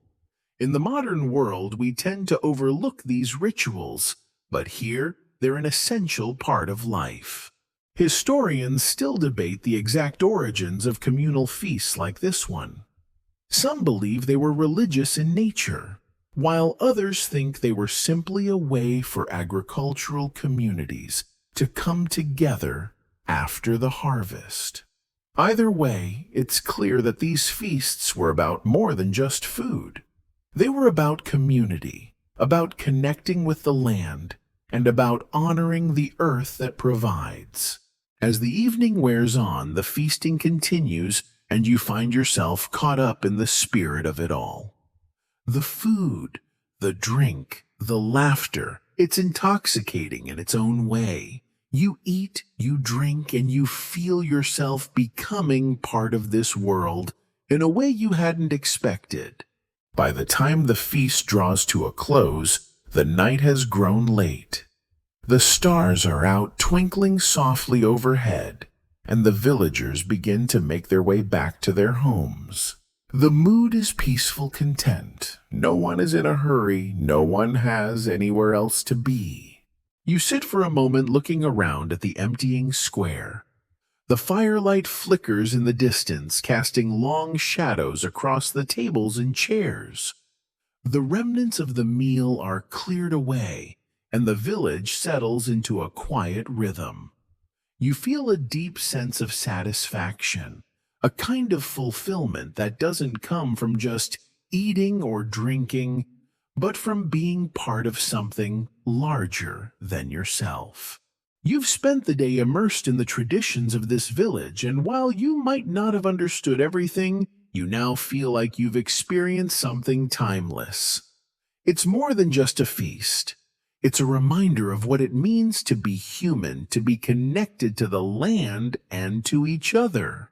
As you head back to your small room for the night, you feel the weight of the day settling on you. Your muscles are sore from the labor, but your heart is full. You've participated in a tradition that has been passed down for generations. And in doing so, you've become a part of the village's history. The next morning arrives quietly like a gentle wave rolling onto the shore. The bustle of the feast seems to have dissolved with the night, leaving only soft echoes of laughter in the cool morning air. You wake up early before the village stirs and sit by the window watching the first light of dawn spill over the fields. You've become accustomed to this place, and its rhythms have settled in you like the steady ticking of an ancient clock. Life here is not marked by the ticking seconds of a modern watch, but by the changing of the seasons, the rising and setting of the sun, and the quiet hum of daily work. As the villagers begin to wake and start their day, there's a different energy in the air. The feast has left behind a pleasant calm, and there's a collective sense of contentment that you haven't felt before. Everyone seems to move with purpose today, but it's the kind of purposeful movement that's comfortable, almost leisurely.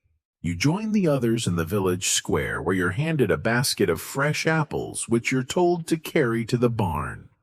It's a simple task, but it's one of those small things that feels important. The apples are crisp, their sweetness balanced by the tartness of the skins, and the smell of them is almost intoxicating. It reminds you of the things you've learned in the village, the simple unspoken wisdom that runs through this community like an invisible thread. As you walk toward the barn, your mind drifts back to the previous day's feast. You remember the prayer that opened the meal, soft and melodic, its words carrying a sense of history in their syllables. It was more than just a blessing for the food. It was a prayer for the village, for the land, for the seasons that would come. It was a reminder of the cycles of life, the way everything is connected, and the understanding that survival here is not just about the work you do, but about the trust you place in nature and each other. You enter the barn and place the apples on a wooden table where they'll be sorted and stored for the winter. The barn smells of hay and wood, the earthy scent of a place built to house the fruits of hard labor. As you work, you can hear the soft clucking of chickens in the background and the occasional low moo of a cow. The animals are calm content, and you can't help but admire how peaceful this life is in comparison to your own world. You've learned much in your time here, but there are still mysteries, things that you can't quite understand, like the farmer's relationship with the land. When you were handed the apples, you wondered why such a seemingly small task was given to you. But as you watched the village come together to prepare for the coming winter, it became clear everyone, no matter how small the job, is essential. Every task, every hand that contributes, is part of something much bigger than yourself. It's a collective effort to keep the wheels of life turning. The villagers don't talk much about the past. They don't dwell on the long history of their ancestors or the struggles that have shaped this place. Instead, they focus on the here and now, the work that needs to be done today and tomorrow. And yet, even without the stories, you get a sense of the weight of history that rests on their shoulders. They carry it in the work they do, in the traditions they uphold, and in the way they interact with the world around them. Historians still debate the impact of communal living on early agricultural societies. Some believe it's what allowed early humans to survive in the harsh conditions of the past, while others argue that it created rigid social structures that still shape societies today. Either way, it's clear that the sense of community that these villages fostered was crucial to their survival. As you work in the barn, you can't help but think about how different everything is here compared to your world. The simplicity, the directness of life, the intimacy of community. It's all so foreign and yet so comforting. There's no rush, no urgency to get things done. There's just the understanding that it will get done when it gets done, and that's enough. Later in the day, you sit with a group of villagers in the square as the sun begins to set. You chat about the coming winter, about the harvest, about the changing weather. There's no rush, just a leisurely exchange of information, as though they're passing down the knowledge they've carried with them for generations. Every conversation seems to be a thread in the vast tapestry of this village's history, each one a piece of something bigger, something timeless. As the evening wears on, the sun dips lower, casting a warm golden light over the village. The sky turns from blue to pink to deep purple as the stars begin to twinkle above. You find yourself sitting in the middle of this small world, watching as it settles into the rhythm of the night. The day's work is done, the feast is over, and now all there is to do is rest. The village is quiet now, the hum of daily life replaced by the gentle sounds of night. The wind stirs the leaves in the trees, and somewhere in the distance a dog barks softly. It's the kind of quiet that feels like a lullaby, a song meant to send you to sleep, to remind you that tomorrow will come, and with it another day of simple, meaningful work. As you lie down to sleep, the weight of the day slips away, and you can't help but feel a deep sense of contentment. You've found your place here, and while the life may not be easy, it's real. There's something soothing about the certainty of it all, the way the village moves in perfect harmony with the seasons, the land, and each other. And as you drift off to sleep, you realize that you've become a part of that rhythm, a quiet note in the symphony of life. The morning light spills through your window again, gentle as always, like a soft brushstroke across the canvas of the day. The village is waking up, its morning rhythm filling the air, and though you've seen this all before, there's something different today. You feel it deep within you, the knowledge that soon your time here will come to an end. The season will shift, and you will have to leave this place behind. But as the day begins and the sounds of village life fill your ears, you realize something important. It's not just the village that has changed you. It's the quiet moments, the simple things, the way life here moves at its own pace, unaffected by the modern world's frantic rush.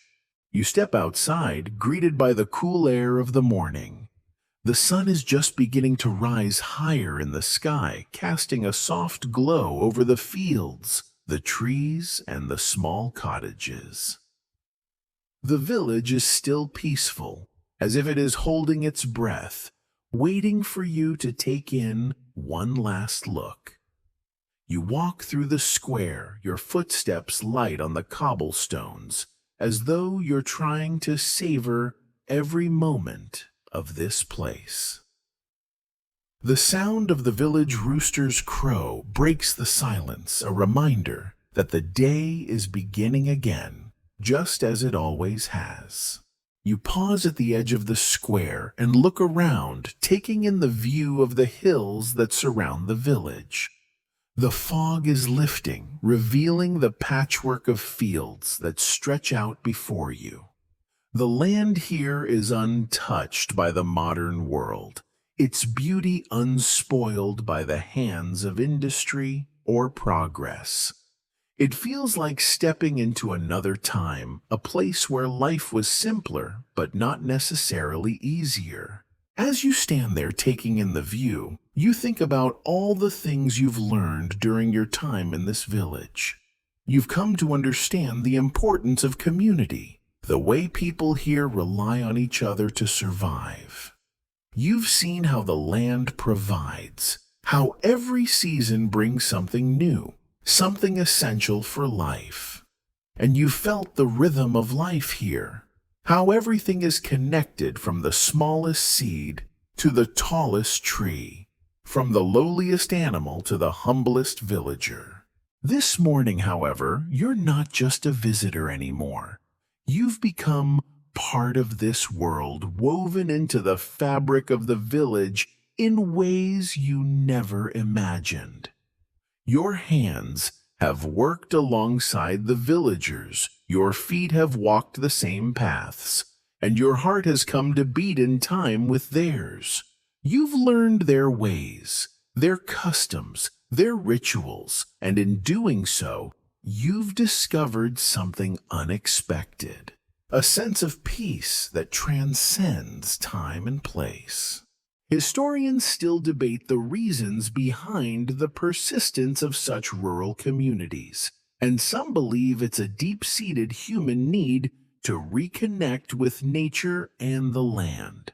Others argue that these small, tight-knit villages are a relic of a time long past, slowly being lost to the march of modernity. But for now, in this moment, you feel the truth of something simpler, that life here, in its quiet, unassuming way, holds the power to change you. It has changed you. As the sun climbs higher, the village starts to stir into action. The day's work begins yet. Even in the flurry of activity, there's a calmness that persists, as though no one is ever really in a rush. There's a comfort in that, a subtle reminder that there's no need to chase after time. You can let it come to you slowly, gently, as it always has. You take a deep breath and walk toward the barn just as you did on your first day here. It feels like a quiet act of closure, like you're bringing yourself back to where it all began. As you work alongside the villagers one last time, you realize that these tasks, these simple daily routines, are what have truly anchored you in this world. The bending down to pick up a basket, the steady rhythm of your hands working in sync with those around you. It's in these moments that you feel truly connected. The day wears on the sun now high in the sky, and you begin to gather your things, preparing for the inevitable departure. The village square empties, the villagers returning to their homes, their fields, their daily lives. The sense of calm, of peaceful fulfillment, lingers in the air. As the sun begins to set, you take one last walk through the village. The evening light casts long shadows across the fields, and the sky turns shades of pink and orange. You pause at the edge of the square just as you did on that first morning and let out a soft breath. You've learned so much here, more than you could have ever expected, and you leave with a sense of peace, knowing that you were part of something timeless. The village settles into the rhythm of the night. The wind stirs the trees, the stars twinkle softly overhead, and the sounds of the world fade into the background. As you make your way to your room, you realize that this world, this simple, slow-moving life, will stay with you long after you've left. As you lie in bed that night, the quiet enveloping you like a warm blanket, you feel the weight of the day slip away. There's nothing left to do now except sleep. And in that sleep, you carry with you the knowledge that sometimes the simplest moments are the ones that matter most. And just as the village continues to turn, so too will you, your life unfolding in the same slow, steady rhythm.